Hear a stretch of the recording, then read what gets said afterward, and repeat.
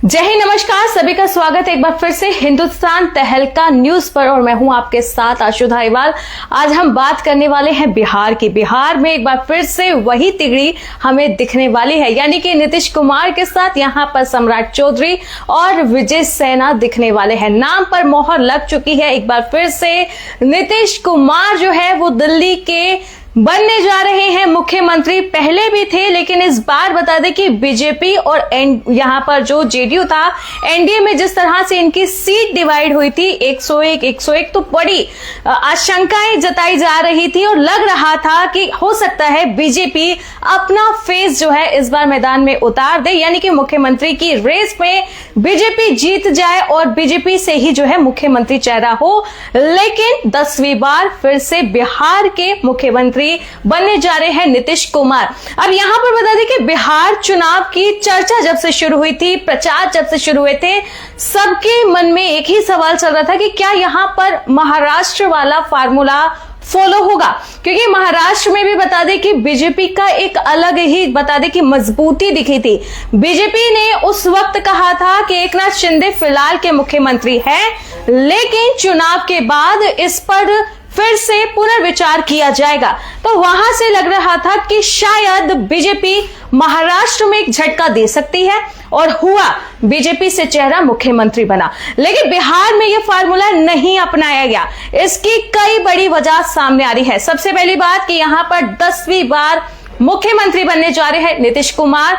और इस बीच बता दें कि नीतीश कुमार को लेकर हमेशा से एक बात चल रही थी कि बीजेपी इस बार झटका दे सकती है, क्योंकि जब विधानसभा चुनाव होंगे ऐसी बातें ही उठी थी, तब नीतीश कुमार और बीजेपी के बीच में एक अनबन देखने को मिल रही थी। तो तब से लग रहा था कि शायद मुख्यमंत्री चेहरे को लेकर यह अनबन है और हो सकता है कि 2025 में यह अनबन नतीजों में भी दिख जाए। नतीजों में भी आपने देखने को मिला कि बीजेपी आगे थी, 4 सीटें आगे गई हैं जेडीयू से। लेकिन अब बता दें कि हम 10वीं बार नीतीश कुमार जो है मुख्यमंत्री की फिर से शपथ लेने वाले हैं। कल बता दें कि जो गांधी मैदान है पटना में, उसमें एक काफी बड़ा शपथ समारोह होने जा रहा है, जिसमें नीतीश कुमार तो मुख्यमंत्री के बतौर शपथ लेंगे, सम्राट चौधरी और विजय सेना यहां पर डिप्टी सीएम की शपथ लेंगे। साथ ही 18 से 20 मंत्री भी शपथ ले सकते हैं उसी मैदान में। ये बड़ी आशंका चल रही है। बड़ा समारोह कल बिहार के पटना में होने जा रहा है, गांधी मैदान में। लेकिन यहां बता दें कि महाराष्ट्र से जोड़कर जो अभी तक का समीकरण देखा जा रहा था, अब वो फेल हुआ है और आज ही फेल हुआ है। यहां पर महाराष्ट्र जैसी स्थितियां नहीं बनी थी, क्योंकि बता दें कि बिहार में जेडीयू का अपना भी एक दबदबा था। दरअसल बता दें कि इस पूरे चुनाव के दौरान जो है बीजेपी ने अपना दबदबा कायम करने की कोशिश की, लेकिन जेडीयू के साथ साथ यानी कि जेडीयू को दबाने की कोशिश नहीं की। इसके बहुत सारे फैक्टर है। सबसे बड़ा फैक्टर अगर हम ले अमित शाह वाला, अमित शाह अपने बयान पर खरे उतरे थे। बहुत बार बिहार के सीएम को लेकर मीडिया से कई सवाल किए गए थे अमित शाह से, लेकिन बता दें कि अमित शाह ने कभी भी कोई कोरा या करारा जवाब, कोई साफ जवाब नहीं दिया था। महाराष्ट्र की बात करें तो तब तो उन्होंने कहा था कि फिलहाल के लिए एकनाथ शिंदे हैं, लेकिन चुनाव के बाद हम देखेंगे। तो वही हुआ। चुनाव के बाद जो बने सीएम वो सब उनको जानते हैं और बिहार में अभी तक कोई साफ जवाब नहीं था, यानी कि बिहार में अभी विचार विमर्श चल रहे थे और जिसका नतीजा आज देखने को मिल गया है कि नीतीश कुमार कल सीएम के बतौर जो है शपथ लेने जा रहे हैं। दूसरी यहां पर बड़ी जो यहां पर फैक्टर देखने को मिल सकते हैं वो है ओबीसी और ईबीसी का खेल। ओबीसी में बता दें कि बीजेपी की एक पकड़ है बिहार में, लेकिन ईबीसी अगर हम अति पिछड़े वर्ग की बात करें तो ईबीसी में अभी जेडीयू की पकड़ अच्छी थी।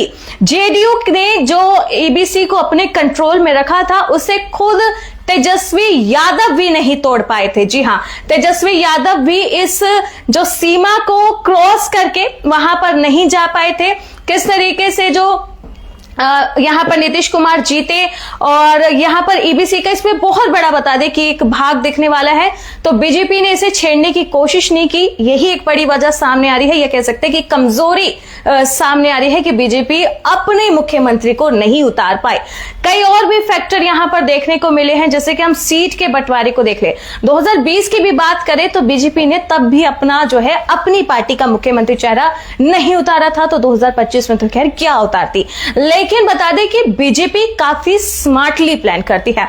जो बीजेपी है वो ये देखती है कि किस तरीके से जो आगे आने वाले विधानसभा चुनाव है उनकी तरफ वो नजर डालती है, क्योंकि यहां पर बीजेपी, अगर हम बीजेपी को लेकर बात करें तो अब तमिलनाडु में विधानसभा के चुनाव होने वाले हैं और पलानी स्वामी ने एक बड़ी शर्त रखी हुई है। पलानी स्वामी की ये शर्त चल रही है कि अगर गठबंधन की सरकार आती है तो सीएम चेहरा हमारी पार्टी से होगा।